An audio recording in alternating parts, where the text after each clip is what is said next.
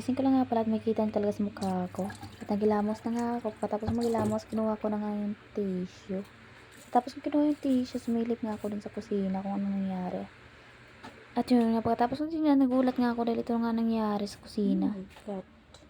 Pinagkalat nga ng mga pusa namin yung mga tissue. At ngayon, tama lang nga maaga ako nagising dahil lilinisan ko din ito. Okay lang naman akong gawain, wala naman akong gagawin ngayon.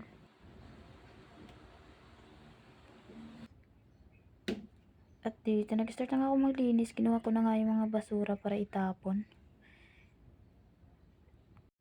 Nag-start na nga ako magwalis dito. Talaga lang, hindi lang talaga kinuha yung tayo ng pusa.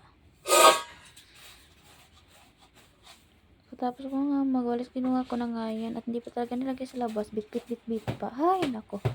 At ako wawalis ko para nangalay talaga yung kamay ko dahil sa bigat nito.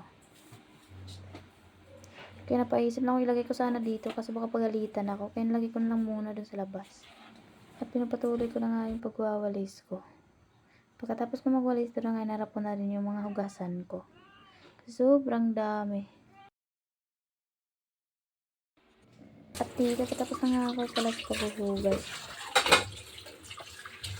At yun na nga, pagkatapos ko pala maghugas, pumunta na pala ako dun sa labas. At pumunta ko nga pala itong harap ng pabungan. Nasa lamesa na nga yung pusa namin. At pati yung sa kabila, yun na nga yung isa, kinain na nga yung tinakpan ko. At yun na nga, kasi kinain niya, kailangan talaga yung itapon. Hindi na pwede talaga yung kainin. At sa sobrang inis ko, kinuha ko talaga yung pusa, tinapon ko. Kinuha ko na nga pala yung tinakpan ko na kinain niya. Nilagay ko na sugasan para hugasan. At itapon yung laman. At pagkatapos ko nga ilagay dun, lumabas na nga ako. At nakita ko nga isang pusa. At kinuha ko, nilagay ko na naman dun sa loob. Papakita ko nga pala kung ano meron dyan sa lamesa. At kinain nila. Yun nga pala yung itsura sa lamesa. Kaya nga pumunta yung pusa dyan kasi may pagkain na nasa lamesa. Kaya kinuha ko nga yung upuan nakaharang sa daanan. Pagkatapos kong kinuha yung upuan nakaharang sa daanan, ayun nga, pumasok ka na naman yung isang pusa at nakapagpatintero pa sa akin. At ayun nga, bumalik na naman talaga siya at kaya nampas ko siya ng bakterya. Yun, bumaba. At pagkatapos nga, tapon ko sana yung bag. Kasi wala nang paglagyan ng basura. Kasi sa sobrang dami ba naman. Hindi ko kasi yung tapon kagabi. Kaya kumuha na nga akong plastic para paglagyan.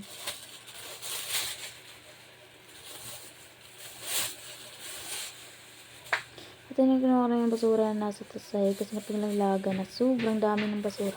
At pinalitan ko na nga ito ng plastic.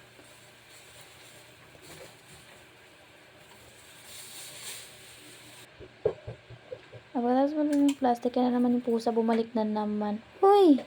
At yun pagkatapos, tinapon ko na nga yung basura. Huy! Sinundan pa naman ng pusa. At yun nga, inuna ko na nga pala yung lamesa at kinuha ko na yung mga basura na pwedeng itapon.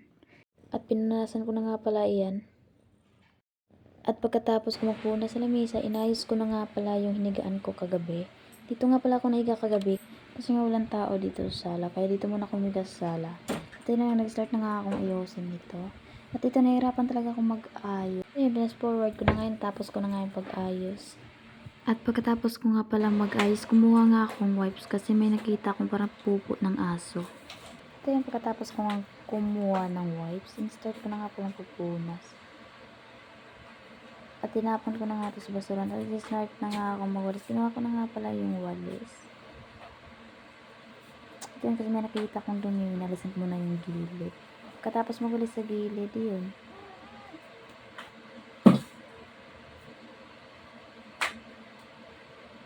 Pagkatapos magwalis sa gilid, yun, makita nga ako kasi in-start ko dun sa taas. Pagkatapos ko start sa taas, kinuha ko na nga yung basahan kasi napuno ng ihi ng mga aso.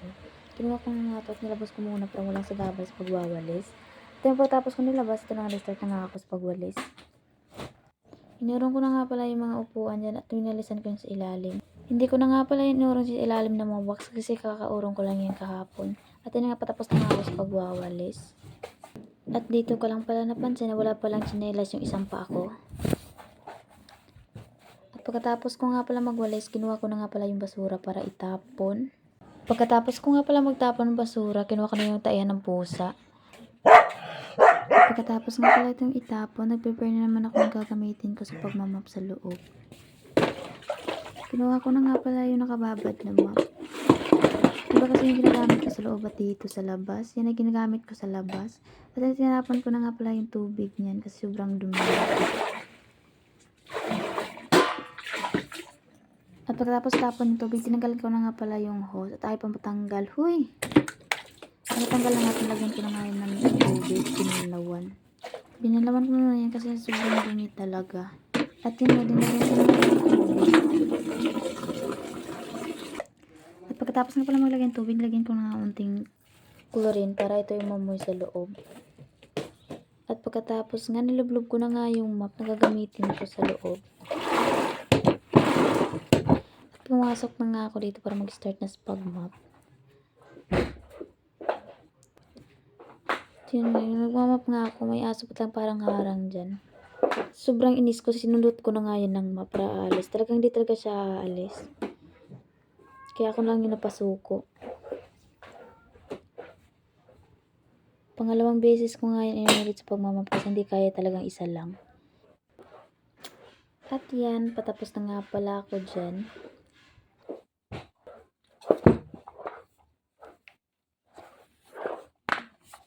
At yan, pagkatapos ko nga palang mag-map dyan, nag-start akong mag-spray doon sa kusina kasi sobrang baho. Ito nga pala yung ginagamit kong pang spray.